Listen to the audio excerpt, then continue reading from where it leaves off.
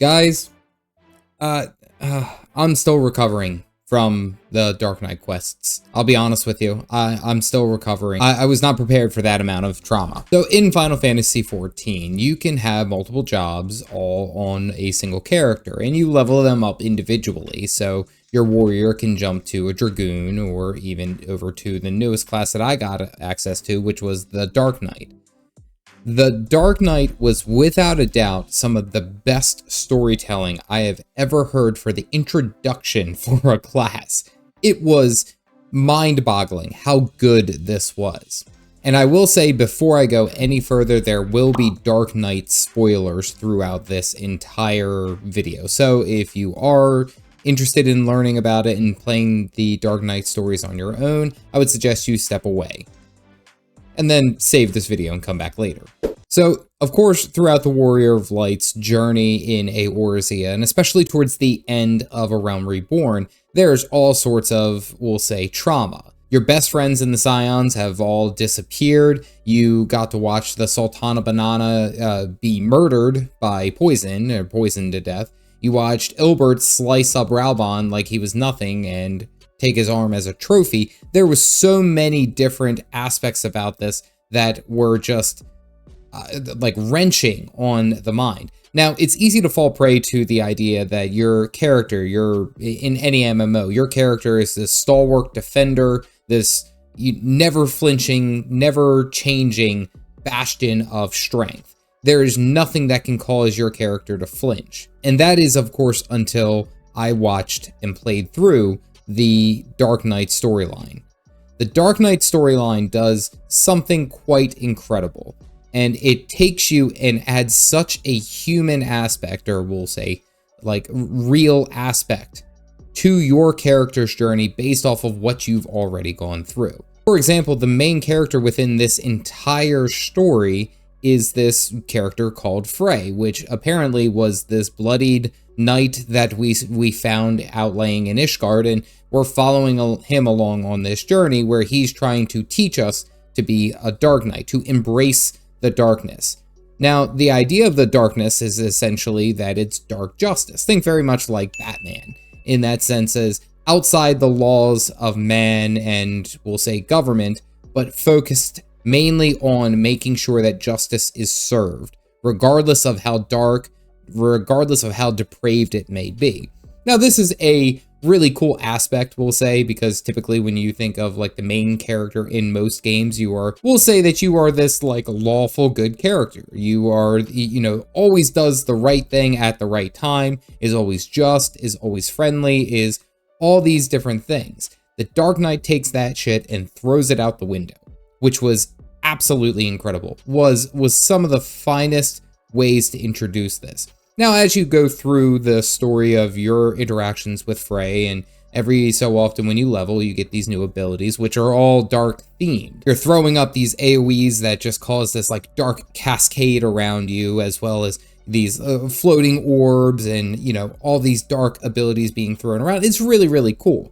But the sentiment throughout, as you were reading the quest lines, is that you're covered and soaked in the blood of your enemies, and it's almost like there's this animalistic drive to really just cause as much damage and destruction as you possibly can, murder as much as you can. It's really, really dark, and at first it seems as if you were just doing this just because Frey has told you to do it. So throughout the questline, you were making the choices as the Warrior of Light would, where it's like, hey, we got to go and rescue these people, right? Let's go and do that. Or, hey, we have to, jump out and slay this, this boss or this creature, or, salvage all these materials that were stolen from you, doing the lawful good thing. However, throughout all of these interactions, there's almost like a visceral counteraction coming from this character, Frey. Frey is just angry, he's upset, he's pissed off that you were doing all these things, and it's basically, why does it always fall to us? He talks to us and he's like, being the hero sucks because all we end up doing is everyone's grunt work. We are essentially slaves to these people who can't take care of themselves. Why do we do it? And he keeps questioning it, and he keeps pushing. Why do we keep angering ourselves by all these other frustrations that these people are bringing on. And it's an incredible piece of storytelling. It's really, really cool until it comes to a head, until it comes to the very end. And the very end is, of course, the level 50 quest, where you actually get to see, quote unquote, our answer. So as you're going through, you're listening to the voices of the darkness, and Frey is essentially saying, you're not committed enough. Once we get to the level 50 quest, we find out that Frey was actually the warrior of light. Frey was you as you were going through this. And this was such a shock. The fight is cool because he went ahead and just like slaughtered a whole bunch of Ishgardian knights all around us. And it's almost like our anger and our dark urge made manifest. And as I'm looking at this, and I had to go back and look at all the footage, there was no direct interaction with Frey. As we were making these dialogue choices and these statements, the NPCs never directly interact with Frey. They only ever interact with the Warrior of Light. If you pace these all back, your character is responding in anger. Your character is responding in frustration. And it was just like, that was like one of the just crowning moments of storytelling in this game. And this was just a side quest. This is just off, not the main quest. This is something that you can do optionally, which was holy hell. So looking back at all these different interactions, it is essentially showing the Warrior of Light going through these stages of grief and frustration and anger based off of everything else that is happening around them. Now, to me, this is a masterpiece of storytelling because it doesn't just give you the unlock, right? It doesn't just say, hey, you know, you're level 50, you can be a Dark Knight now. And your teacher gives you the thumbs up and says you're good to go. There is a reason why you have become a Dark Knight. There is an extra line, an extra ploy behind all of this. And it was some of the best storytelling. It caught me so much off guard to fight at the very end to see what is essentially happening. And it became less of a battle against us and Frey. It is an internal struggle. It is an internal struggle at a very weak moment, if you think about it, because we recently lost touch with Hydaelyn. So Crystal Mommy isn't there protecting us from light. So we are giving into the urges of dark, which is just the timing of everything, and putting everything together right then was incredible. It was such a good storytelling. And I feel like a lot of MMOs can learn from this regard. Like it's easy to add in a new well, I say it's easy, it's not very easy, but it's simpler speaking to just add in a quest, have them just introduce themselves and say, hey, this is something that you can do, and be able to create a character that can play that. That's easy enough. That doesn't give us an incentive to learn why we can do it.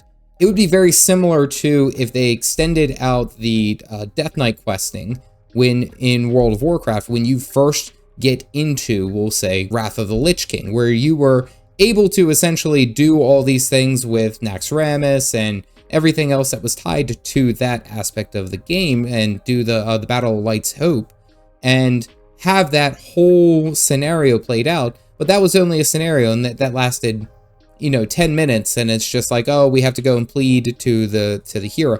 Like, it doesn't show that transition very well.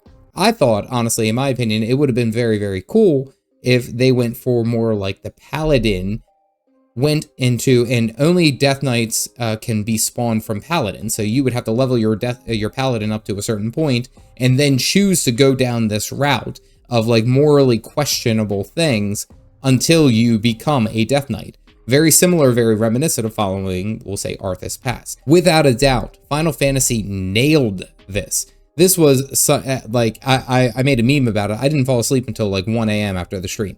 Stream ended at midnight. I was laying in bed until 1 a.m. like, what the hell? And I think that does it justice in and of itself. But just the storyline building up to that created an atmosphere around the classes, around your choices as the main character, as the Warrior of Light, that I feel like a lot of MMOs and a lot of games really just don't emphasize enough. Like, that adds such a level of identity to your character you feel like you were a part of those journeys, a part of that frustration, because there are certain times throughout that I've said, you know what, damn, why are we always the ones saving the world? Why are we always the one fighting the primals? Why are we the ones who basically have to go and make sure the world doesn't go to hell? And it's like, I was frustrated on my own, and then we do these quests, and it's like, that is such an embodiment of the persona that I had, that I was just, oh, bravo. Well done, well done, well done. Now, given all of that, I still have to level and go through the 50 to 60 quests and all that, but that initial Dark Knight quest was just absolutely incredible. Bravo, that was just so well done. Now, not too long ago, I actually went ahead and played through the Dragoon questline all the way up to level 50, meeting Estinian and doing all that, and you can find that series here. Aside from that, stay caffeinated, folks.